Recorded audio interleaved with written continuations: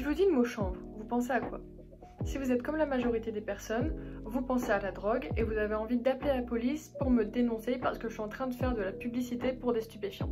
Eh bien, vous auriez tort de le faire, parce que comme on va voir dans cette vidéo, le chanvre n'est pas forcément associé à des produits stupéfiants.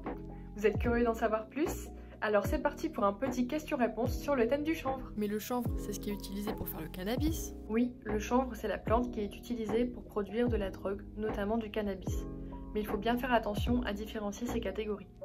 Premièrement, on a le chanvre dit indien. C'est le chanvre qui contient le plus de THC, la substance psychoactive. C'est donc cette plante qui est utilisée pour fabriquer du cannabis.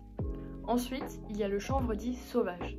Alors cette catégorie, elle est encore en train d'être étudiée par les scientifiques, mais on estime déjà qu'elle contient une bonne dose de substances psychoactives.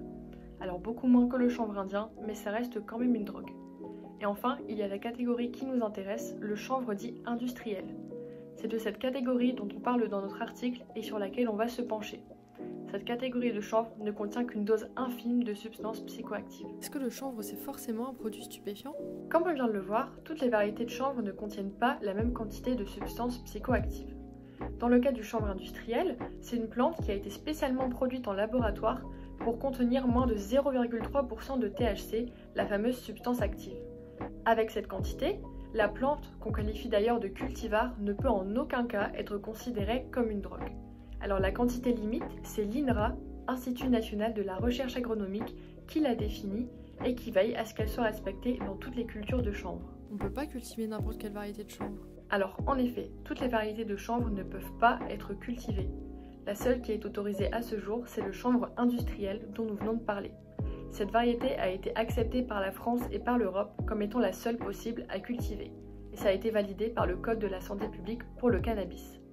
De ce fait, il y a énormément de contrôle de chaque plant et chaque sac de semences afin de s'assurer que tous les agriculteurs respectent la réglementation. Les agriculteurs, eux, ils se réunissent en coopérative ou en fédération, une preuve que la filière est extrêmement bien organisée et réglementée. Mais si l'envie vous prend de cultiver une autre variété de chanvre qui n'est pas autorisée, libre à vous, mais vous exposez à de nombreuses poursuites judiciaires.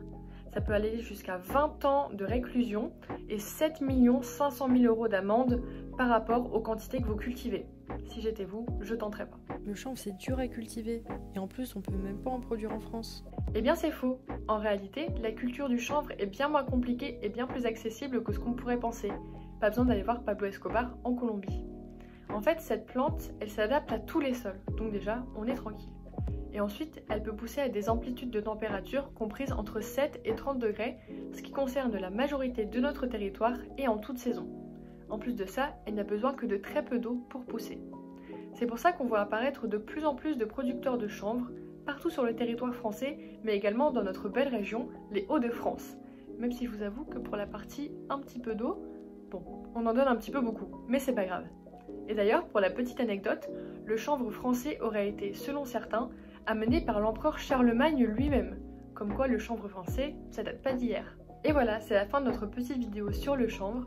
J'espère qu'elle vous aura permis d'en savoir un petit peu plus sur cette petite plante, mais aussi de déconstruire certaines idées reçues que vous auriez pu avoir à son sujet.